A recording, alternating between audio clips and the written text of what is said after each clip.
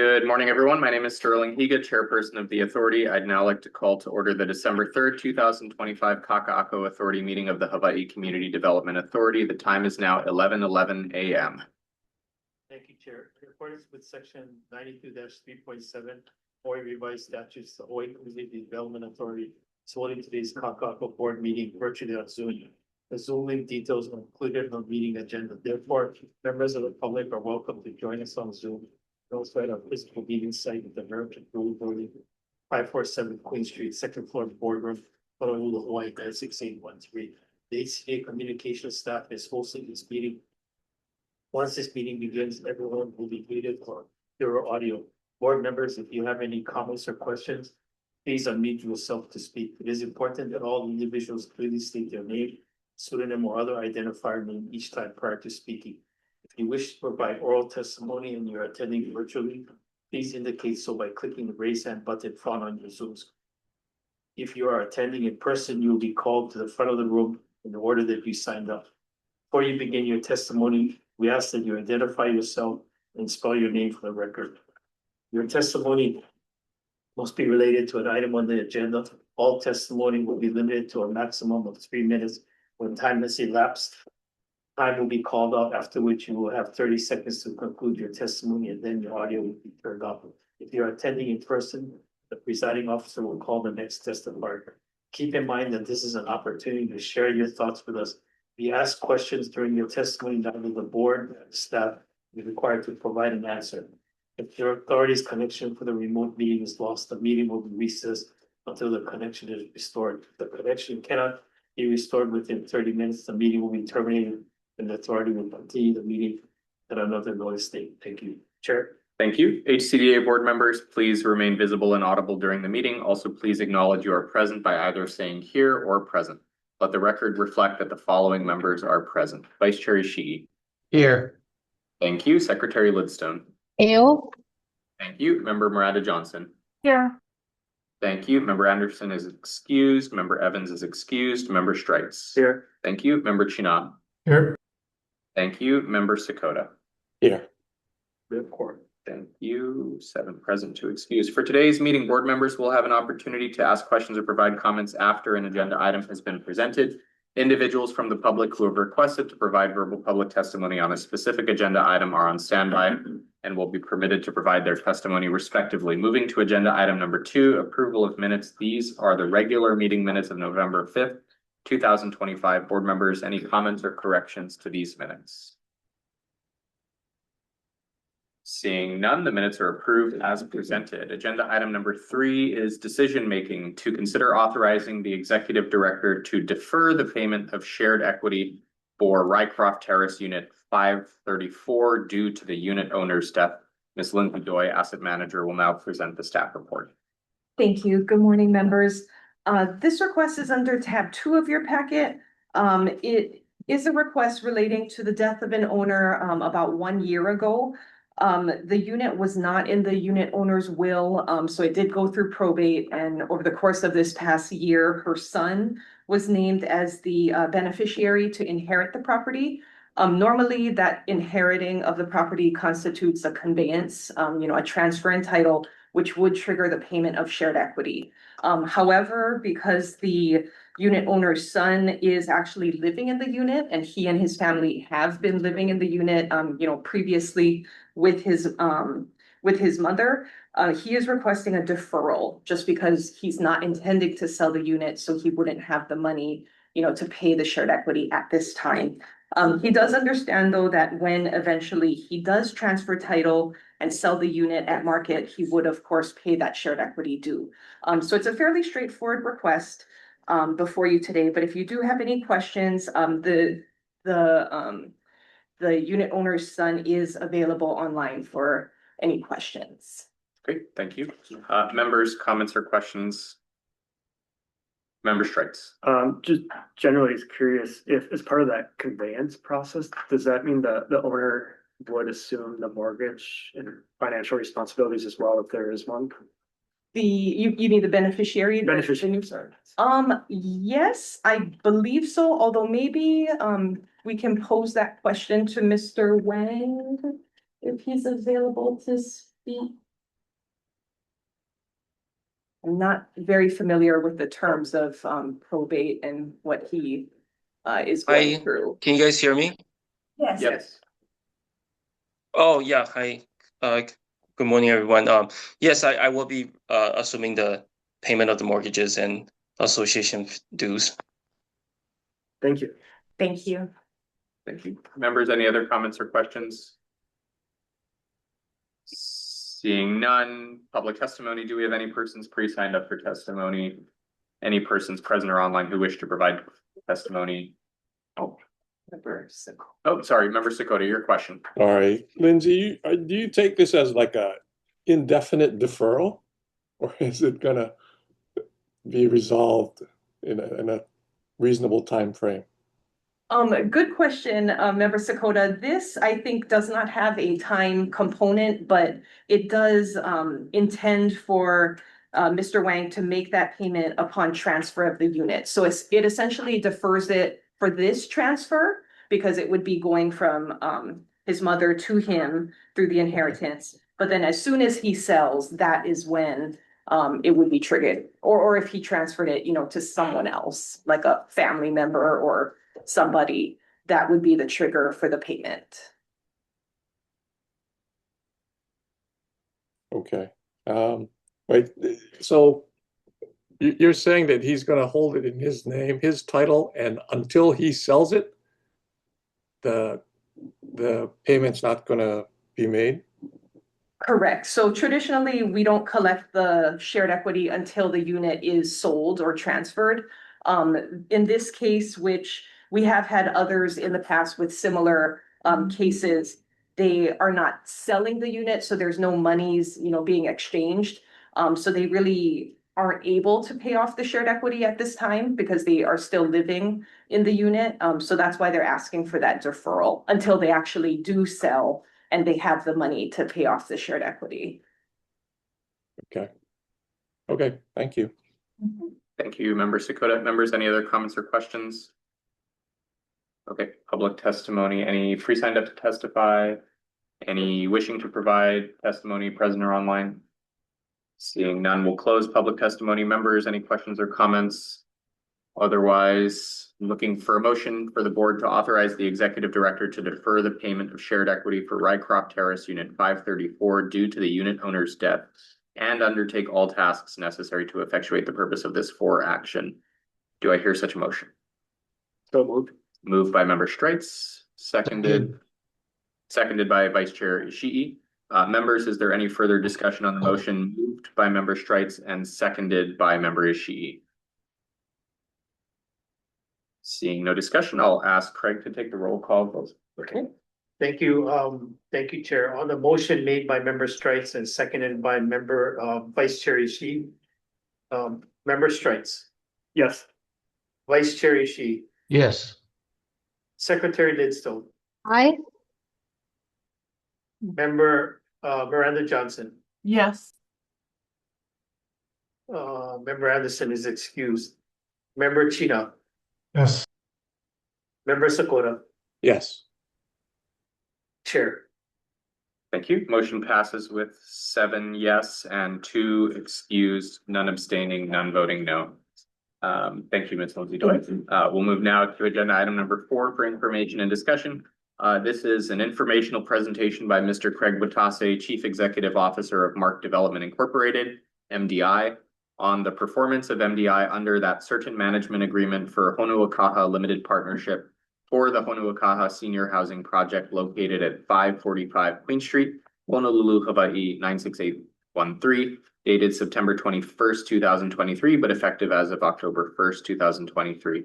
As a note, the authority may convene an executive meeting pursuant to HRS 92-5A4 for the purpose of consulting with the authority's legal counsel on questions and issues relating to the authority's powers, duties, privileges, immunities, and liabilities relating to the above item. Mr. Craig Watase, CEO of Mark Development Incorporated, will now provide the update. Chair, if I may, Please. before Mr. Watasi does his presentation. So just again, for context, at the last meeting, the performance metrics that were provided by MDI and were presented to the board, there were some significant questions about the revenue, the receivables and the occupancy of the project. So the board asked that, Mr. Watasi present at this meeting to provide an update and to provide an explanation on this, so just for context, Chair. Thank you. Okay, good morning, board members. Thank you for giving me this opportunity. This has been challenging. Mark Development's been on this project managing for almost 2 years now. And, I know you've had a hard time making executive decisions because we've had a hard time delivering financials, for example, to you. And I know you can't make decisions when you don't have accurate financials. So today I want to discuss the challenges that we've had with the financial statements, help take you through in lieu of accurate financials, help to try and provide you with this a general what we believe is the actual operating status, income and expenses, and then talk to you about the solutions for those things. So next slide, Garrett. So, I don't want the board to take this as excuses. These are explanations of what has happened. I know this board is well aware that the previous property manager had a lot of challenges and stuff, and we inherited much of that, and we've had our own problems on our side. We had some staffing issues for the first 6 months. We had some turnover and staff members that weren't doing, but we inherited a rent roll that was not accurate at all. Units that we thought were occupied had tenants that had passed on, and the units were still not vacated or disposed of with the tenant status and material belongings. Those beginning balances were in the ledgers were incorrect, and these are all accounting things, and it may not seem like anything, but when we're trying to insert it into our property management system, if you can't get it right, it just nothing falls into place. If any of you have worked with accounting software, and then on top of that, Mark Development had just started implementing a new property management software. We had our old property management software, Boston Post, was almost 15-20 years old, and we're almost done completing the transfer over to RealPage, one site, which is much more modern and capable. However, it had bugs. We had what is called mapping issues, which directly affected the accounts receivables. We were missing documents. We didn't discover we were missing documents for too long. It shouldn't have taken us that long to know that we're missing documents, but it happened. We found several file drawers. One of them was even stored in the parking lot. We don't know why. And have recently started, been scanning all those documents and trying to fill all the holes. Those are more compliance issues, with regards to the low-income housing tax credits. It does affect the accounting in the sense that we didn't know what the baseline was, especially for Section 8 subsidized units, and the increases and changes from there. So that did affect the tenants' accounts receivables. Next slide, Garrett. Board members, feel free to jump in at any time because I'm throwing a lot of things out here, and if you want to ask questions as I'm going along, that's fine.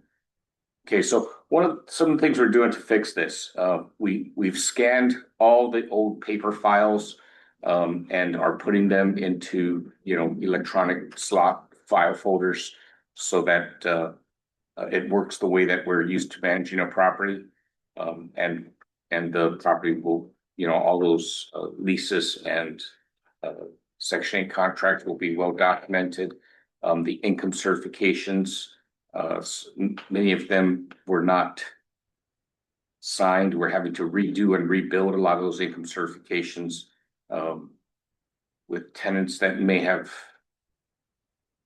moved on you know, if we can find them or if we have documentation, we'll rebuild it, but if we can't, we can't, and it's just something the compliance company from the state will work with them and they'll so as much as we can do. We've been working with the software company to fix the map, and we think we have a grip on that, but part of it is they don't know until we can get a hold of the accounts receivables, what is where, before we could kind of tell what is not being mapped correctly. I know that's a kind of a software technical answer, but that's what I'm being told. I don't understand all of it myself, but my younger techie guys and my accountants seem to know exactly what's going on, and they're working to resolve it. Part of that resolution includes rebuilding the revenue stream. By that, I mean, we have to go back and track unit by unit, tenant by tenant, the rents that were collected, and then put that into the accounting system so that it accurately reflects. And although we had last year's audit done and completed, we know that it was not accurate.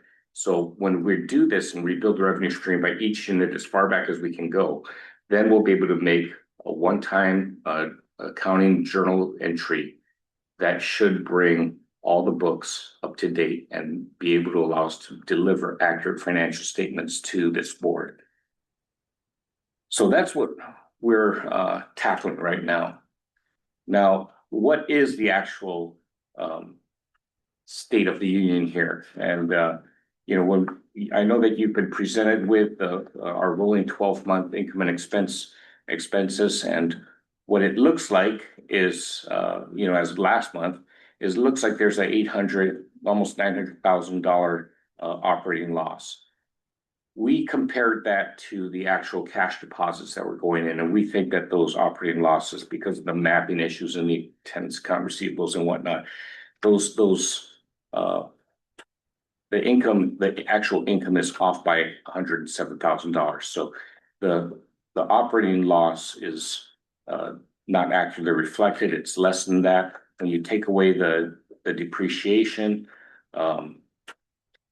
which is a non-cash expense that shows up, and also the there's one more thing, yeah, but you know, you're looking at more of a $300,000 loss. Oh yeah, there's capital. We paid for certain capital improvements out of the operating expenses, and there's a replacement reserve that we would draw and replenish that with. That hasn't been done yet, so that's not reflected in there. So at the end of the day, we're looking at more like a $300,000 operating loss right now over a 12-month period. Now, the reasons for that loss are couple-fold. You know, one of the big pieces is that, you know, 50% of the expenses in the affordable housing project side comes from the AOAO, the dues, the ground lease, you know, represent half of the operating expenses to the LP. The AOAO had a large increase in its dues because of what's been happening to insurance. And I know you guys oversee a lot of the condominiums, and I'm sure you're aware, you know, that has doubled. Sometimes in other certain properties, it's tripled. In the properties we manage, we've seen go up times 3, times 4 sometimes. In this case, you know, about $300,000 came into the LP side through the AOAO just because of insurance. So if you took 3/4 of that, you know, there's a good chunk of the operating loss accounted for. The other part of the operating loss, of course, is the vacancies. And right now there are 29 units that are under repair under HCDA's oversight, that they are doing some major renovations. And so those units have been offline. We're anticipating them coming back online very soon. I know they tried to turn over some units to us a couple weeks ago, but our inspections showed that there were things that were not done according to code, and so we asked them to fix that before we, as the property manager, accept that. So, but there were small things, and we think that we'll be getting units online. Right now, we have I think 5 units available for rent. We are filling 3 of them with tenants right now that are just going through their last stages of interviews. And we have about 7 more applications that we're processing to fill the other units. So if you look at it, the vacancies, the vacant units, you know, that represents 360, maybe 3, you know, with the current units under our control, you know, it could totally increase revenue $370,000, $380,000 a year. That picks up a lot of the gap there. In fact, it puts us into the black. So the key for us will be to, when we get the units online, will be to fill them up and start producing income.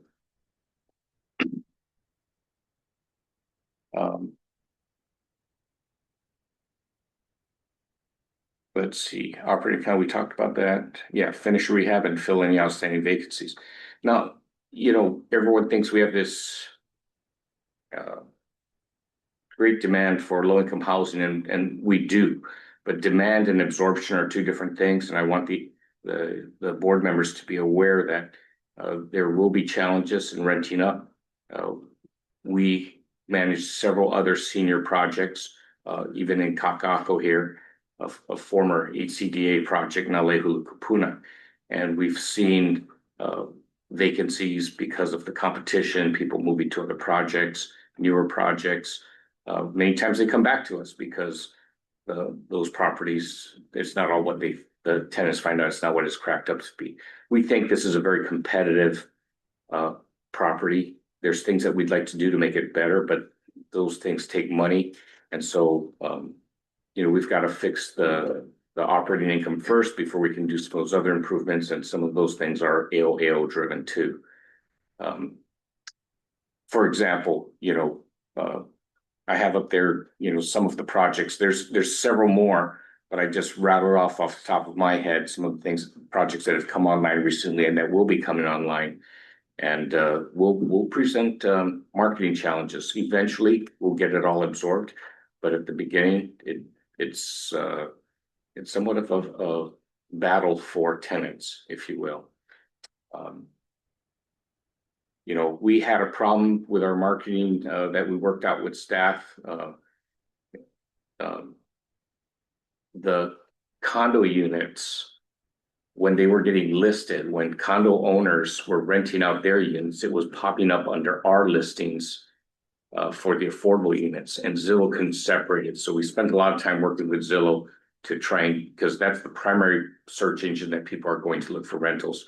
And we were getting a lot of confusion because under our affordable rentals, the condo unit that were coming up to rent were also showing up under ours. And we're telling these people, no, you can't qualify for this. We've since fixed that, and my guys are telling me that recently we've had good qualified applicants coming in over the last couple of months. And we're going to build that wait list so that when the 29 units are finished with rehab, that hopefully we can fill them quickly. RealPage has a website also, and when we go live in the first quarter, it'll be easier for application process to be done online, as well as tenants to use the portals, the tenant portals. We're going to try and do a lot more direct marketing and do open houses because we think these units can show well. Our competition, the newer projects, are very small square footage wise compared to Onoakaha. Because of the rent situation problems that you've had in the past, you actually are very much more competitive rent wise. So even though we're 60% AMI, your rent is below 60% AMI, and I think from a pricing standpoint, we are able to compete there.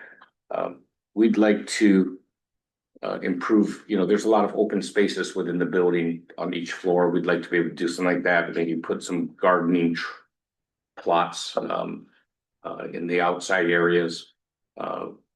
And possibly work with the staff to see if there's something we can create to make that community room a more friendly and usable place. And those amenities will help build the sense of community in here, which actually helps make the project more marketable and attractive. It matters a lot for seniors.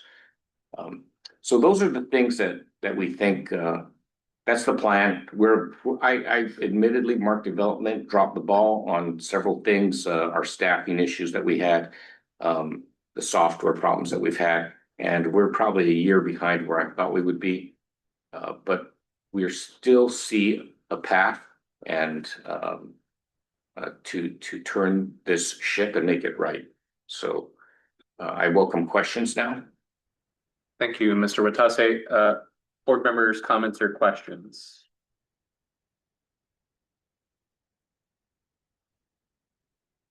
Member Sakota, and then we'll go with Member Sakota.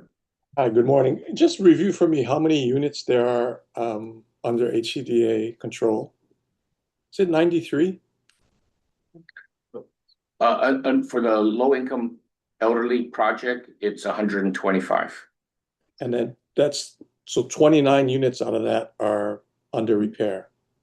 Member Sakota. There's more units than that. 150.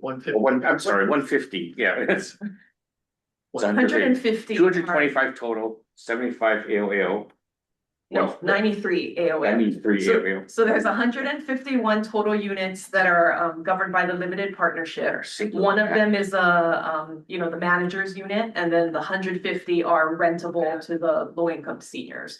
The fee owner side, which is, where the AOAO gets involved, is 93 fee simple, privately owned units, all in one Gotcha. square building. Okay.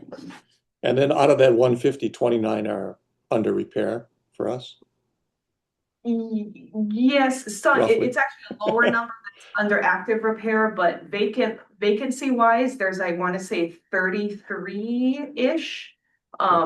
So yes, there's a large chunk of those that are offline vacant currently. And then the average rent per unit roughly? Do you know that? 11. So it depends, for the folks who moved in a long time ago, they're at a lower rent because they're getting stepped up incrementally versus somebody coming in tomorrow. But if you're coming in tomorrow, the studio is renting, it will be renting at 1,100, which is, I want to say the lowest in town for a studio with electricity provided and air think so. conditioning. At this area median income targeting, yeah. Okay, thank you. Remember, Sakota, just on the units that are being renovated, it's true, they are out of service right now. But it's hoped that once those units completed with the renovations, they will be more attractive units that hopefully will attract more applicants.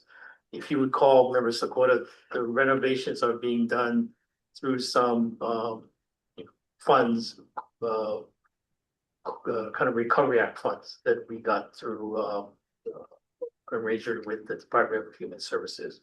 So, Sorry, and if I could add, the renovations that HCDA is doing, so it's a little bit separate from the limited partnership and the property management side. But those renovations that Craig was mentioning, some of these units are units that have been offline for over a year because they are full demos. They are bad.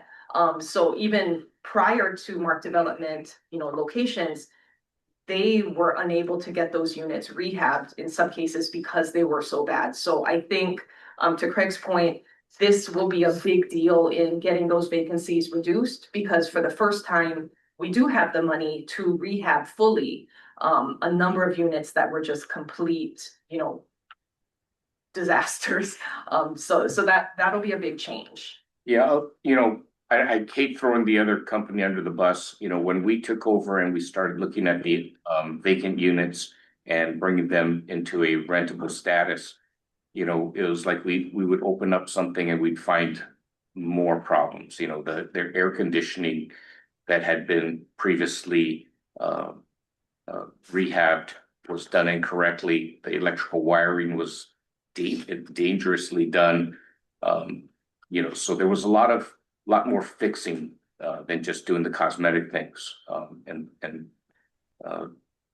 We're really glad that the agency was able to find capital improvement monies to bring these other units improved because yeah, there was a lot of things that needs to be done.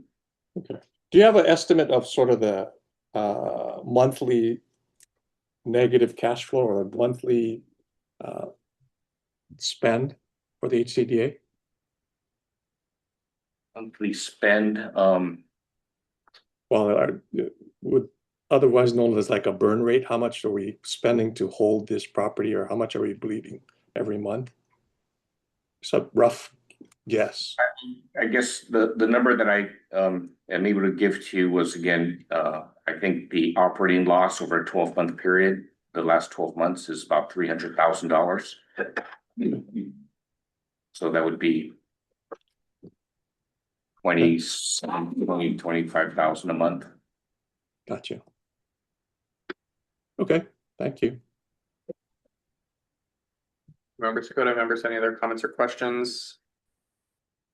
So I just have three questions. Mr. Whitlock, in our next agenda item, we're going to talk about some, timelines for this property and timelines somewhat of the essence. Can you give me first, by what date do you think the accounting issues with the property will be resolved so that you'll be able to provide timely information about, accounts receivable? My accountants tell me they think that we can have this on our side fixed by the end of the year, by the end of This calendar year? yes. The software issues we don't have a very, but we think it should follow very soon after that. We've been working on it for a while. Okay. So the second question is, we have quite a few units in the queue to be repaired. Part of what HCDA did was to allocate funding for the rehab repair of these units. When do you I know that it's somewhat hard because sometimes as a unit is vacated, it gets added to this queue, but just in general, when do you think we'll have substantially cleared through the queue of units that needing rehab? it's more. So, the first question, I think the HCDA funded renovations, which are separate from, what MDI controls, but the HCDA funded renovations will need to be wrapped up by July. I think that's our expenditure date. So, the company that we procured to do those renovations is on track. I think they're just waiting on some equipment, some materials, the appliances.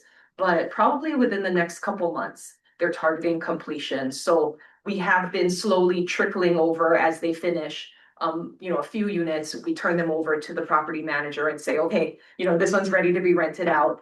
I think 5 are pending right now that just need to be turned over the keys. So probably by Q1, end of Q1, it should all be available for rent, and hopefully, like I said, the trickle down, they will be rented incrementally. Got it. And then the last question is, I know we may have a unit pop up here and there again, but based on the current market absorption and your marketing efforts, when do you think we'd be leased up? All the units that are ready to be leased, when do you think those would be leased up?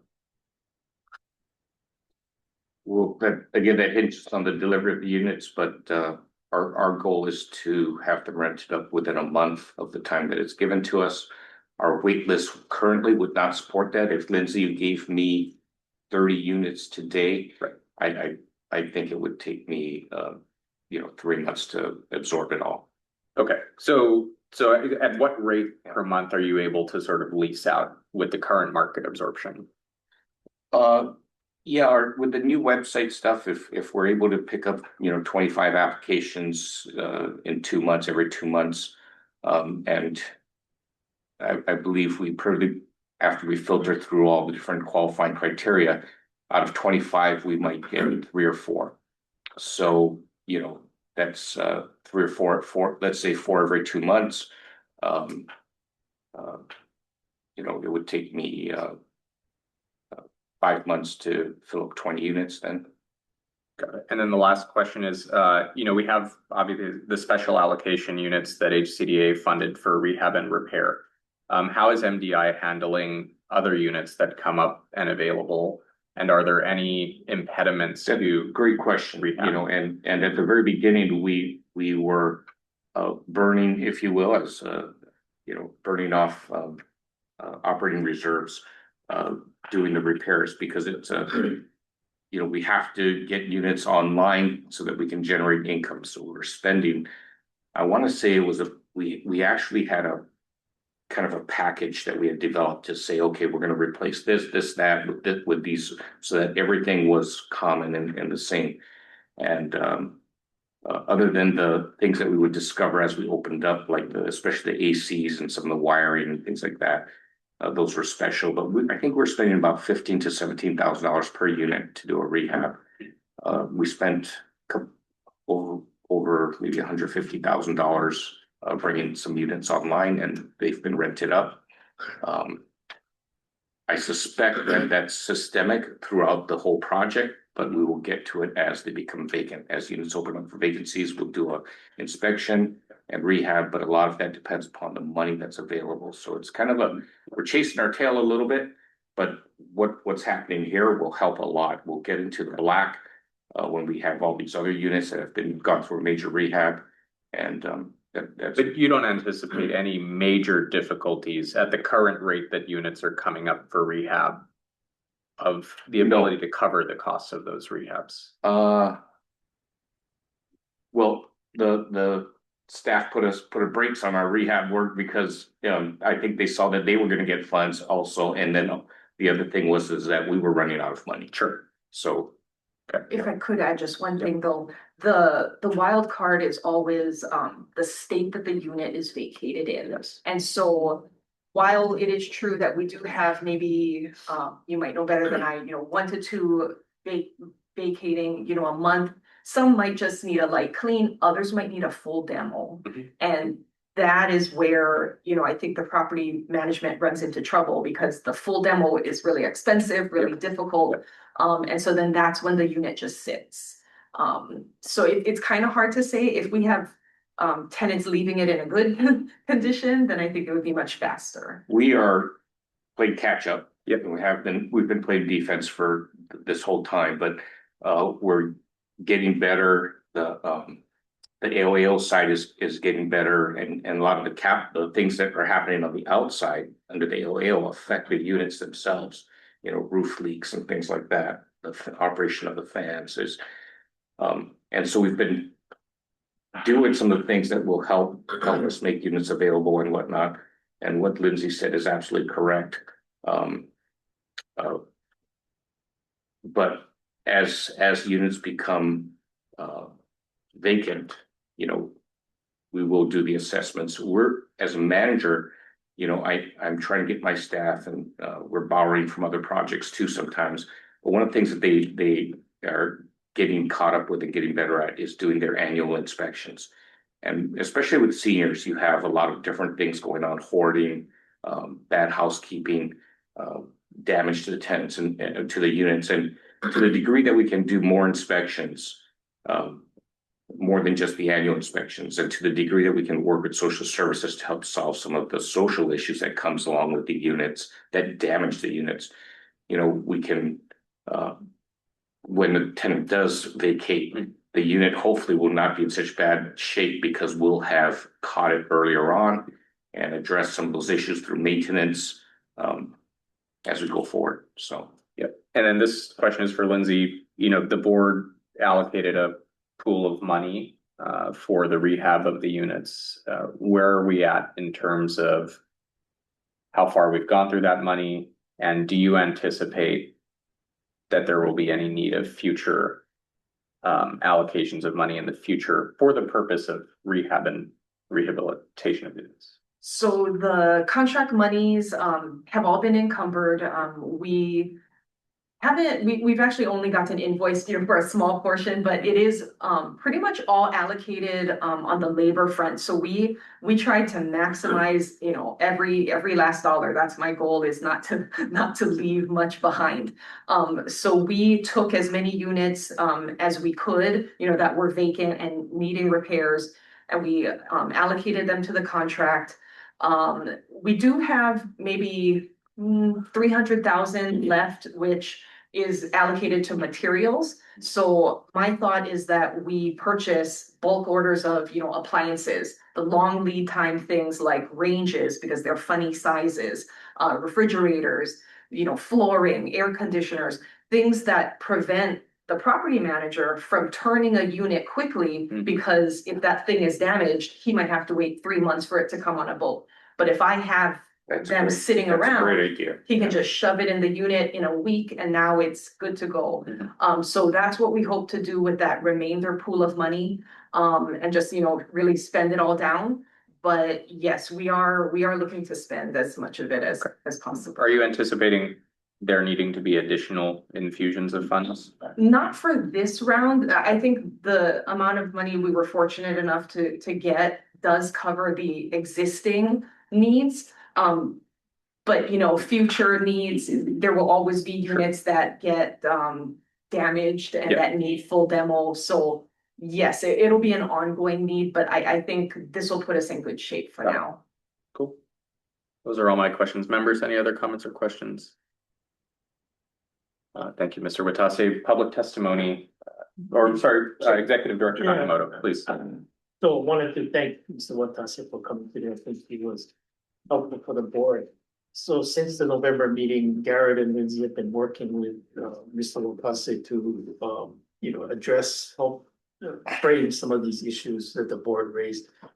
And given that he thinks that these issues can be corrected by the end of the year, it's good.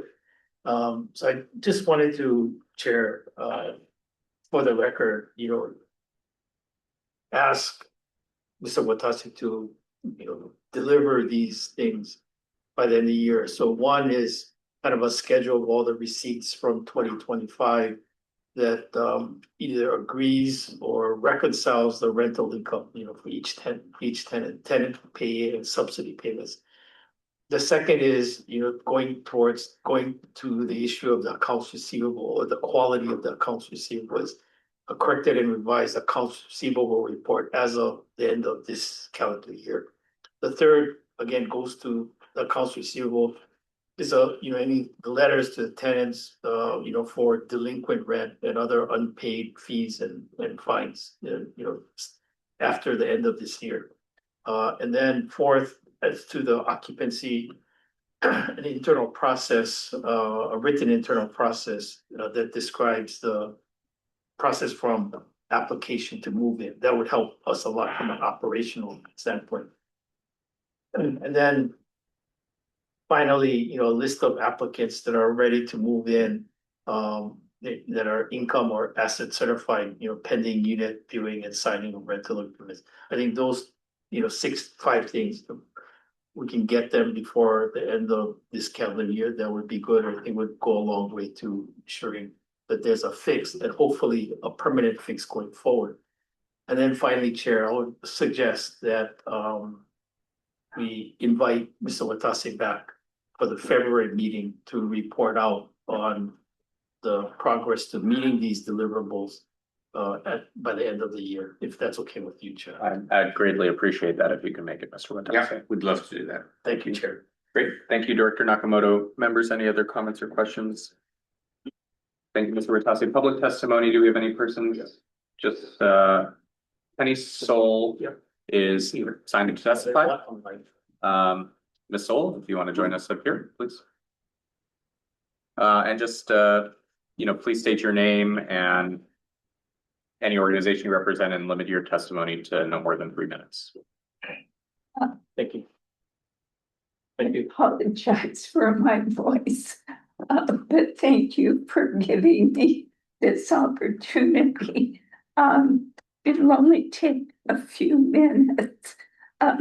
We all received our rent increase, and which was 10% of our rent. And my question is, being a 83-year-old senior, which I hope to be able to say where I am, in the future, what will that percentage be? Will it go up from 10%? We get your questions, but we'll be able to answer that. Yeah. Okay, so, because I'd like to plan ahead, I mean, if it's going to go up next year 30%, then we may have a problem. I need to look for something else. And with the market the way it is, you know, we need more than 28 days from the time we're told that we're going to have an increase to find another home. So I just want to know, if you know, I don't know, if that increase is going to be more than 10% each year. That's my question. Ms. Sol, could I ask you when you moved into the home? In 7 years, 7.5 years ago. Okay, so if it's okay with you, I'll have staff explain on how the agency decided to handle rent increases for the existing tenants when we brought on board the new manager. So staff, if you want to answer Ms. Sol's question. So rent increase is directly a function of the expenses. You know, whatever bills we foresee having to pay in the following calendar year, the rent income has to cover that amount. This year, based on the projected budget for 26, it was the 10%. So your rent went from $751 per month to $826. We start that process in October of every year for the following year. So there's no real way to give any more advance notice than that. You know, we do stick with the at least 45 days, hopefully more. And that's what, that's our process. Okay, so. Well, the other thing, and I'm gonna say with Craig here, is we asked MDI when they sent the letters out, if anyone said they couldn't pay, it's too much, or some kind of problem, Right. please report that back to us. Okay. We found one and we corrected that. Okay. So you're telling me that next year when we get our increase, well, number one, are we going to be increased only once a year Yes, or once a year? Is that correct? yes. And so next year it could be 30-40%. Because I mean- from what I'm hearing, it sounds like there's some issue with expenses. It's very expensive. Right, and so, you know, I just. The want percent to know. increase could be any percentage increase, but we do look at it from an affordability standpoint, and we do try to limit it as much as possible. Okay. You know, we're not trying to catch up 20 years in 1 year. Yeah. Okay. It's incrementally increasing it. And then maybe, do you want to make yourselves available to Ms. Sol, and then you can sort of further answer any questions she has? Is that okay, Ms. Sol? Very good. Great. Thank you. Thank you so much. Thanks for listening. Appreciate you. One more. Do we have one more Eric. online Eric. wishing to testify? Eric C. If you're available, they should be enabling you to speak right now. Still. Yes. Sure. Eric C. Hello, this is Eric Clark. Can you all hear me? Yes. Oh, Proceed, great. Eric. I'm the Chief Financial Officer of JN Group. I just wanted to ask if the HCDA board was aware of what the cumulative losses are as opposed to that 1 year that was mentioned of 300,000. I'm sure we can discuss that at the next board meeting. We're not really here to answer questions, but if you have further questions or Okay. testimony. Okay. Thanks, Mr. And I'd like to also point out that, adding back depreciation is really a proxy for capital expenditures. And so I would question that makes sense, but, I understand what you're saying about that, but I think, seeing this project makes me wonder about some of the proposed projects. This is kind of concerning from a taxpayer perspective. Do you have any, is that your full testimony, Mr. Clark? Yes. Great. Thank you very much. Thank you. Anyone else signed up to testify either in person or online? Seeing none, we will close public testimony. This item was for information only, so we'll move now to the next informational presentation by HCDA. This is on the dissolution of that certain Honua Kaha Limited Partnership Agreement dated December 3rd, 1993 by and between Hawaii Community Development Authority as the general partner and First Hawaiian Bank as the limited partner, which partnership is the owner of the Honua Kaha Senior Housing Project located at 545 Queen Street, Honolulu, Hawaii 96813. As a note, the authority may convene an executive meeting pursuant to HRS 92-5A4 for the purpose of consulting with the authority's legal counsel on questions and issues relating to the authority's powers, duties, privileges, immunities, and liabilities relating to the above item. Mr. Garrett Sasaki, Chief Financial Officer, will now present the staff report. Thank you, Chair. I'll try to keep this brief. The staff reports in your packet have for everyone else just following along. As the chair mentioned, the Honua Kaha Limited Partnership is made up of the HCDA and First Hawaiian Bank. So we are starting discussions with First Hawaiian Bank about this dissolution that's coming up. The project was developed in '95. There are income and age restrictions. So once the term ends, those restrictions aren't there anymore. We do want to, or we intend to maintain some level of portability for existing and new tenants. So we're trying to keep that in mind. The timeline is the HLP will dissolve December of next year. So. And to just add on to that, I think we mainly just wanted to bring this to the board's attention, for information, because it is a big, it's a lot of information, that's all kind of happening in the next year, where the LIHTC component is no longer going to be required. So it doesn't have to be a low-income property. Of course, there are tenants there who, need it to be a low-income property. So we would want to be respectful and cognizant of that. But the requirements that are on the property right now would cease, to be there unless we do other things to maybe reinstate those requirements, So there's a lot of, I think, options. There's a lot of things that we internally need to discuss. Of course, accurate financials will be a key part of that discussion. But we did just want to bring this to the board's attention now, because over the past year or over the next year, we will be doing a lot of things, making decisions. So I think at the next, not at the next board meeting, but maybe the end of Q1-ish, we will present some of those options, of course, after we review the financials and we have a better handle on what's possible, what's recommended. We will bring those for your discussion and action. Great. Thank you, Lindsay. Members, comments or questions about the staff report?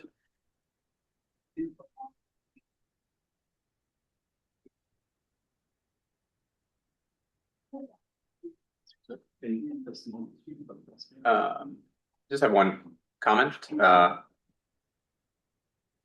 It'll be great to get the accurate financials, and we'll appreciate that update. I understand why we can't do the update at the next meeting, but as soon as we can have that update, it would be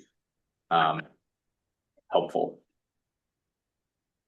And just to continue to state, my preference is still that we rid ourselves of having to actively manage this project. I think it is beyond the scope of what HCDA should be focused on, and I will register that on the record one more time.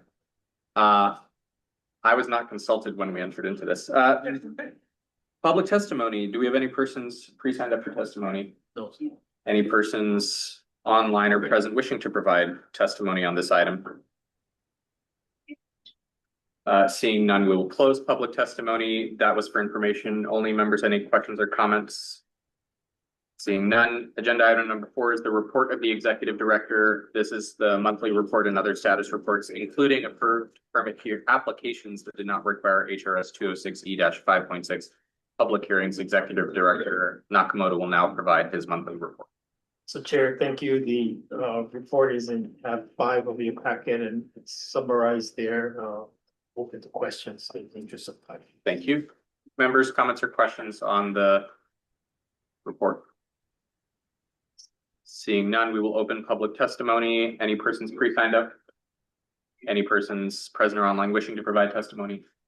Seeing none, we will close public testimony. Members, any comments or questions? Thank you so much to everyone who attended today, all of our board members, all of our staff, and those who testified. This concludes our business for today. The meeting is adjourned. The time is now 12:07 p.m. Thank you, board members.